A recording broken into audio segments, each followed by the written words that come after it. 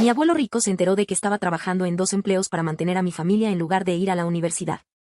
Mi nombre es Vanessa. Tenía 14 años cuando mi papá murió en un accidente automovilístico.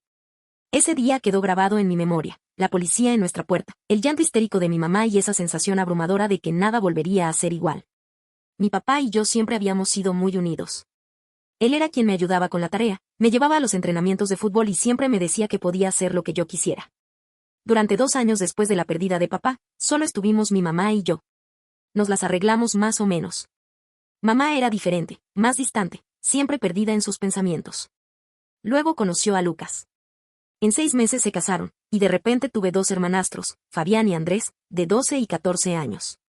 Intenté ser optimista sobre nuestra nueva familia mezclada, pero rápidamente quedó claro que las cosas no serían como yo esperaba. Mamá cambió por completo una vez que Lucas y sus hijos se mudaron. Era como si hubiera olvidado que tenía una hija propia. Me convertí en la empleada doméstica no oficial de la casa. Mientras Fabián y Andrés pasaban las tardes jugando videojuegos o saliendo con amigos, yo cocinaba, limpiaba y hacía mandados.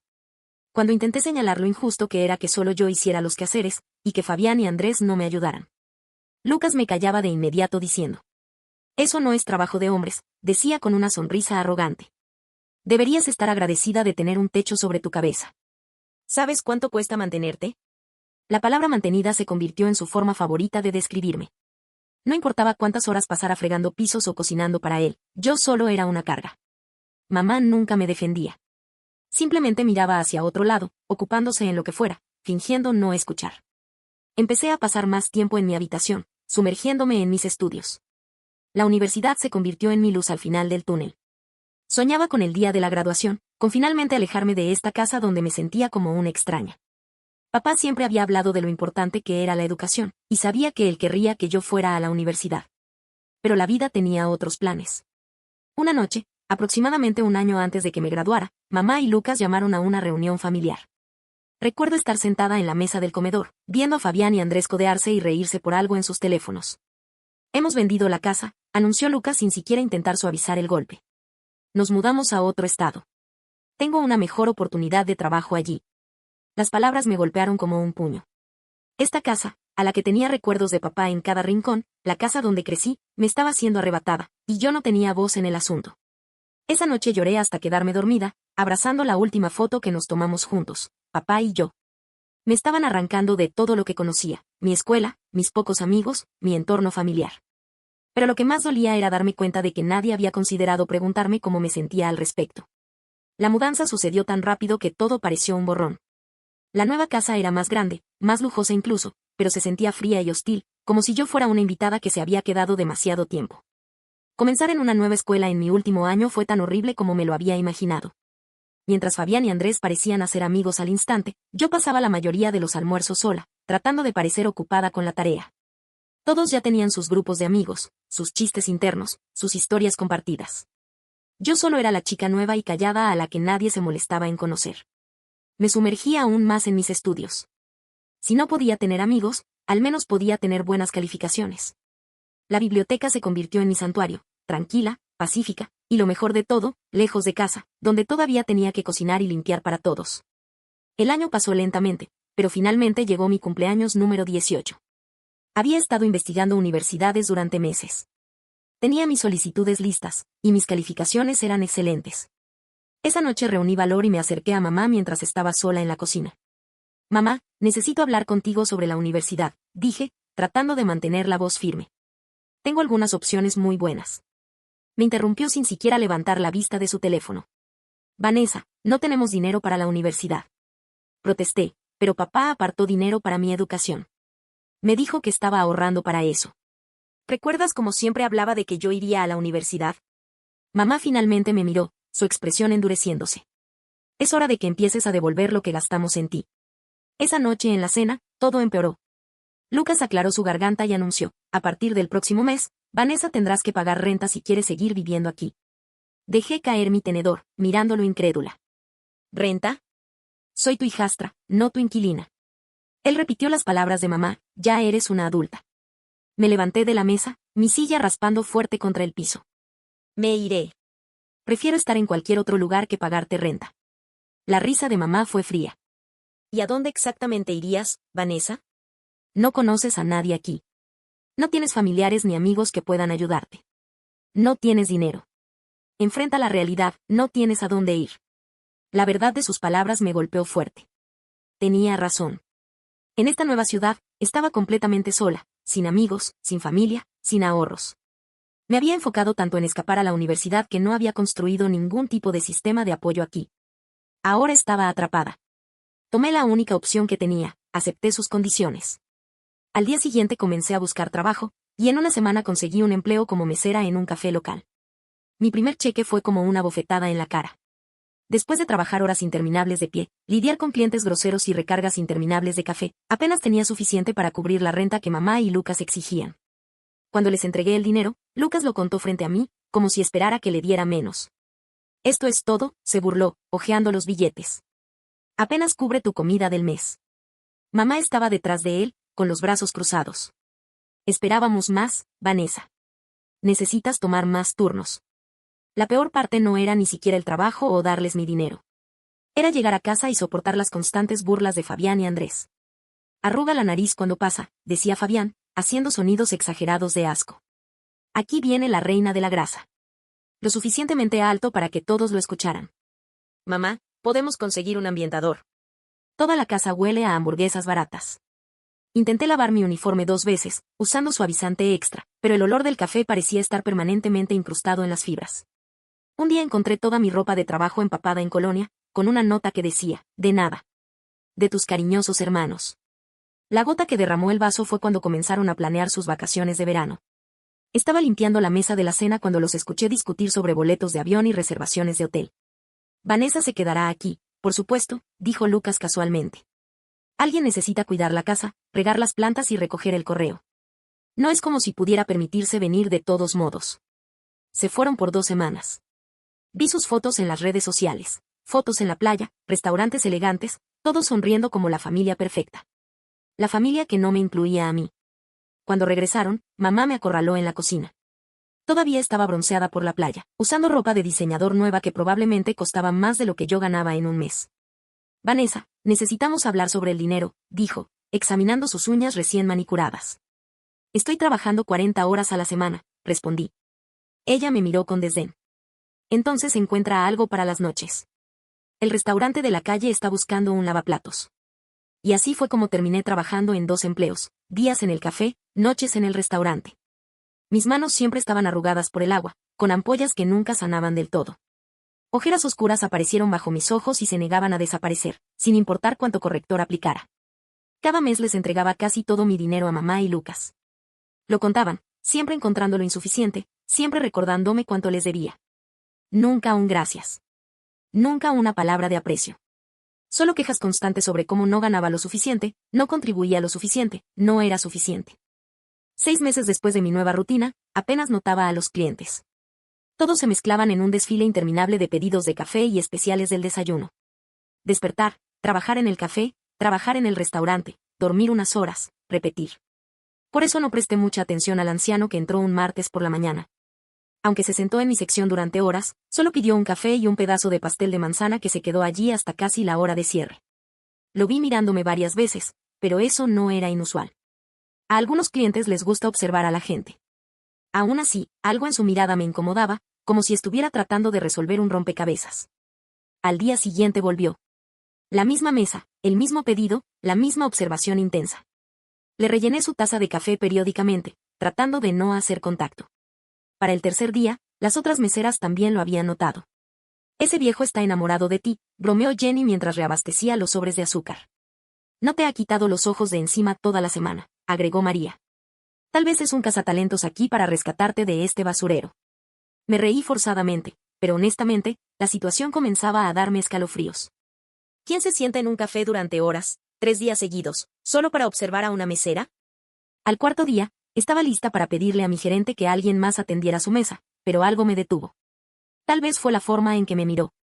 Ya no era inquietante, sino triste, casi nervioso. Cuando me acerqué con la cafetera, habló: «Vanessa, ¿podrías sentarte un momento? Necesito hablar contigo sobre algo importante. Es sobre tu padre». Esas palabras me congelaron en el lugar. Miré a mi gerente, que estaba ocupado en la caja, y me deslicé en la silla frente al anciano. Mis manos temblaban ligeramente mientras las juntaba sobre la mesa. He estado tratando de averiguar cómo decirte esto durante días, dijo. Soy tu abuelo, Vanessa. El padre de tu padre. Lo miré fijamente, mi mente luchando por procesar sus palabras. Por supuesto que sabía que tenía un abuelo. Tenía recuerdos de él de cuando era muy pequeña, tarjetas de cumpleaños, visitas navideñas, el olor a tabaco de pipa. Pero esos recuerdos terminaron abruptamente cuando tenía 7 años, después de una gran pelea entre él y mamá. Eso es imposible, susurré, pero incluso mientras lo decía, comencé a verlo. Tenía los ojos de papá, las mismas arrugas alrededor de ellos cuando sonreía. ¿Cómo no lo había notado antes? Sé que ha pasado mucho tiempo, dijo suavemente. Era solo una niña cuando todo sucedió. Tu madre y yo tuvimos un desacuerdo. Uno serio. Tu padre se puso de su lado, y eso fue todo. No más visitas, no más contacto. El mundo pareció inclinarse sobre su eje. Aquí estaba este pedazo de mi pasado, esta conexión con papá que pensé que estaba perdida para siempre, sentada frente a mí en mi propio café, y ni siquiera lo había reconocido. Las siguientes palabras de mi abuelo hicieron que mi mundo se inclinara aún más. Se inclinó hacia adelante, su café olvidado y enfriándose entre nosotros. Vanessa, me impactó cuando me enteré de tu situación. La casa vendida, la mudanza, y ahora trabajando en 2 empleos en lugar de estar en la universidad. Nada de esto debería estar pasando. Mis manos se apretaron alrededor de mi bloc de pedidos. ¿Qué quieres decir?, pregunté. He estado tratando de encontrarte durante meses, continuó. Sabía que cumplías 18 este año. Quería felicitarte personalmente, tanto por tu cumpleaños como por comenzar la universidad. Pero cuando finalmente te encontré, te encuentro aquí, trabajando hasta el cansancio. Algo en su tono hizo que mi estómago se apretara. Había más por venir. Lo podía sentir. Necesito decirte algo importante, dijo, bajando aún más la voz. He estado enfermo, Vanessa. Cáncer. Pasé mucho tiempo en el hospital estos últimos años. Las palabras cayeron como un mazazo. Sentí una oleada de emoción inesperada, tristeza por este hombre que apenas conocía, pero que de alguna manera era familia. Los tratamientos fueron brutales, continuó, pasando una mano por su rostro. El gesto me recordó tanto a papá que dolió. Me hizo pensar en muchas cosas, en la familia, en los errores, en el tiempo que se acaba. Antes del accidente de tu padre, me acerqué a él. Hicimos las paces, Vanessa. Y por eso quería compensar el tiempo perdido. Le di algo, un cheque por $150,000, específicamente para tu educación universitaria. Tus manos temblaban ahora, pero mamá dijo que tú y papá firmaron una carta de garantía oficial, continuó, su voz volviéndose más firme. Prometieron que el dinero se usaría únicamente para tu educación. Tu padre debía configurar una cuenta separada a tu nombre, a la que tendrías acceso cuando cumplieras 18. ¿150,000? Te repetí, aturdida. Sí, confirmó. Suficiente para cubrir la matrícula en casi cualquier escuela que elijas. Pensé en todas las veces que mamá me dijo que no había dinero para la universidad, en las constantes quejas de Lucas sobre mantenerme, en trabajar en 2 empleos para pagarles la renta. En mis solicitudes universitarias abandonadas en la basura. No sé nada sobre ese dinero, dije, mis manos temblando en mi regazo. Mamá me dijo que papá solo dejó unos 10,000. Dijo que eso era todo. La expresión en el rostro de mi abuelo cambió de preocupación a algo oscuro. Vanessa, hay algo más que necesitas saber, dijo, su voz tensa con ira contenida. Ni siquiera supe sobre la muerte de tu padre hasta semanas después de que sucedió. Tu madre nunca me lo dijo. Me perdí el funeral de mi propio hijo. Hizo una pausa, recuperándose. Aunque, sinceramente, yo estaba demasiado enfermo para asistir en ese momento. La quimioterapia me había dejado completamente fuera de combate durante ese tiempo. Pero aún así, ella debería habérmelo dicho. Ella nunca mencionó intentar contactarte, dije. Intenté contactarla. Llamé una y otra vez. Nunca contestó. Finalmente, bloqueó mi número por completo. No tenía forma de contactarte. Ni siquiera tenía tu número de teléfono. Tomó un sorbo de su café frío, haciendo una mueca. Cuando finalmente me sentí lo suficientemente fuerte para viajar, fui a tu casa. Encontré a nuevas personas viviendo allí. Así fue como me enteré de la muerte de tu padre y de que te habías mudado. Los vecinos me lo contaron. Mi cabeza daba vueltas. Pero, ¿cómo nos encontraste? No fue fácil, dijo, sacudiendo la cabeza. Parecía que tu madre había hecho todo lo posible para cubrir sus huellas. Casi como si estuviera tratando deliberadamente de evitar que te encontrara. Finalmente, tuve que contratar a un investigador privado. La idea de que alguien tuviera que contratar a un detective para encontrarme era surrealista. ¿Qué encontraron? Pregunté. La casa en la que vives ahora está solo a nombre de tu padrastro. Por eso tardó tanto en localizarte, se inclinó hacia adelante. Pero eso no es todo lo que descubrieron, Vanessa. Tu madre no ha gastado todo el dinero, pero lo ha estado usando para vacaciones costosas, un auto nuevo, dinero que estaba destinado a tu educación. Pensé en sus vacaciones en la playa, la ropa de diseñador nueva de mamá, el auto lujoso en el garaje. Todo pagado con dinero que se suponía que era mío. Pero lo peor aún estaba por venir. La voz de mi abuelo se volvió aún más seria. Hay algo más que necesitas saber, dijo. Algo que el investigador descubrió sobre el día del accidente de tu padre. Contuve la respiración, sabiendo que lo que fuera que estuviera a punto de decir cambiaría todo. Lo primero que hizo tu madre ese día, antes de ir al hospital, fue ir al banco. Retiró todo el dinero de la cuenta de tu padre. Él no había tenido tiempo de configurar la cuenta separada a tu nombre. ¿Lo ves? Ella se llevó todo, Vanessa. Mientras tu padre moría, ella estaba en el banco, robando tu fondo universitario. El mundo pareció inclinarse de lado. Recordé ese día. Mamá desapareció durante horas, diciendo que tenía cosas que hacer. Todo este tiempo, pensé que estaba haciendo arreglos funerarios o lidiando con el papeleo. En cambio, había estado robando mi futuro. Salí del café aturdida, las palabras de mi abuelo resonando en mi cabeza. El viaje a casa fue un borrón. Ni siquiera recordaba detenerme en los semáforos o hacer giros. Mis manos temblaban en el volante, y mi corazón latía tan fuerte que podía escucharlo en mis oídos. Cuando entré por la puerta principal, mamá y Lucas estaban en la sala, viendo televisión. Ambos miraron hacia arriba, sorprendidos de verme. Vanessa, mamá se enderezó, frunciendo el ceño.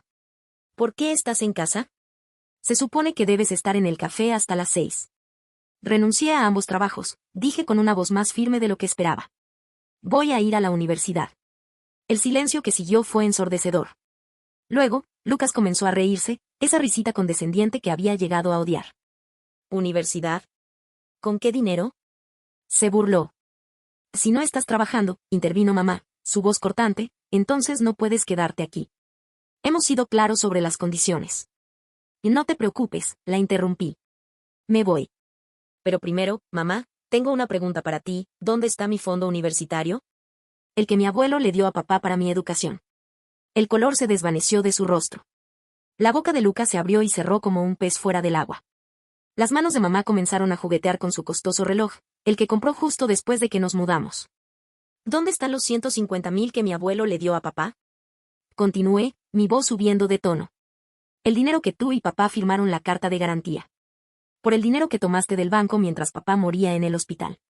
Lucas saltó de su asiento. ¿Te escucha aquí? Gritó. No, tú escucha. Le respondí, mi voz subiendo aún más. Mi abuelo me mostró todo, los estados de cuenta del banco, la correspondencia con papá, la carta de garantía con ambas firmas. Su abogado tiene copias de todo. Está listo para demandarte por fraude si no devuelves cada centavo. Lucas comenzó a avanzar hacia mí, pero me mantuve firme. Va adelante, desafié. Me aseguraré de que todos sepan exactamente lo que hiciste. Se lo diré a tu jefe. Me pregunto si te mantendrían después de eso. ¿Y qué pensarían todos tus amigos del golf, tus amigos de la iglesia? La amenaza surtió efecto. Lucas se detuvo en seco, su rostro tornándose a un tono alarmante de morado. No te atreverías, susurró mamá. Pruébame, respondí fríamente. Me aseguraré de que todos sepan exactamente lo que hiciste.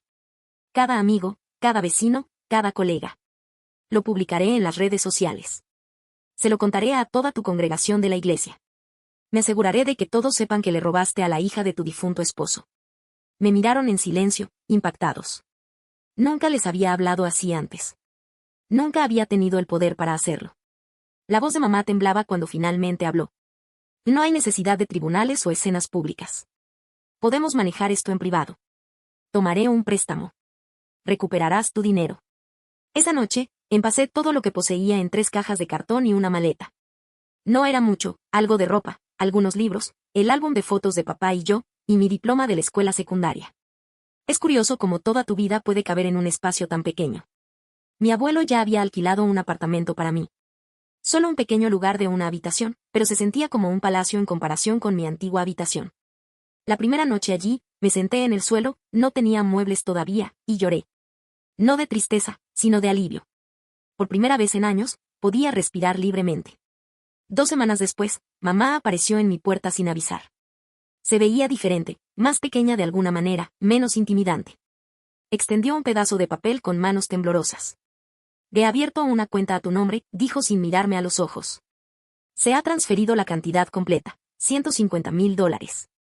Puedes verificarlo tú misma. Tomé el papel sin decir una palabra y cerré la puerta en su cara. Al día siguiente, comencé el proceso de solicitud para la universidad. Mi abuelo me ayudó en cada paso, desde escribir ensayos hasta prepararme para las entrevistas. Cuando comenzaron a llegar las cartas de aceptación, busqué específicamente escuelas en la ciudad. No podía soportar la idea de estar lejos de él. Me aceptaron en una universidad prestigiosa a solo 20 minutos de la casa de mi abuelo. El día que me mudé a mi dormitorio, él me ayudó a llevar mis cajas. Ahora tenía más de 3. Se quedó hasta la noche, contándome historias sobre papá cuando estaba en la universidad. Fue entonces cuando comenzaron a llegar los mensajes. Primero de Fabián: hola, hermana. Escuché que ahora estás nadando en dinero. ¿Recuerdas todos los buenos momentos que pasamos? Luego de Andrés: sabes que antes solo estábamos bromeando, ¿verdad? Eso es lo que hacen los hermanos. Los bloqueé a ambos sin responder. Mamá fue la más persistente. Envió cartas, correos electrónicos, incluso intentó contactarme a través de la administración de la universidad. Lo siento mucho, Vanessa, escribió en un correo electrónico. Sé que lo que hice estuvo mal. Tenía miedo después de la muerte de tu padre y tomé decisiones terribles. Por favor, dame otra oportunidad. Eres mi única hija. Después de leer esa última línea, finalmente le respondí: yo era tu única hija cuando robaste mi fondo universitario. Yo era tu única hija cuando me hiciste trabajar en 2 empleos para pagarte la renta. Yo era tu única hija cuando me viste agotarme mientras te ibas de vacaciones con mi dinero. No te importaba entonces, así que no finjas que te importa ahora. No me contactes de nuevo. Nunca volví a saber de ella después de eso. Hoy en día, mi vida es completamente diferente. Estoy estudiando administración de empresas, el campo en el que trabajaba papá. Mis calificaciones son excelentes, y he hecho amigos de verdad por primera vez en años. Todos los domingos, ceno en la casa de mi abuelo. Está en remisión ahora, recuperándose cada día más. A veces hablamos de papá, compartiendo recuerdos e historias. A veces simplemente nos sentamos en silencio, viendo televisión o leyendo libros. Se siente como sanar. El dinero que mamá devolvió está seguro en una inversión ahora, gestionado por un asesor financiero que el abogado de mi abuelo recomendó. No tendré que preocuparme por la matrícula o los gastos de manutención mientras completo mi título. Ya no odio a mamá. El odio requiere energía, y ya estoy cansada de darle algo de mi energía. En cambio, me enfoco en construir mi nueva vida, en hacer que papá esté orgulloso, en estar ahí para mi abuelo. A veces, la familia que eliges es mejor que la familia en la que naciste. Lo aprendí de la manera difícil, pero lo aprendí bien.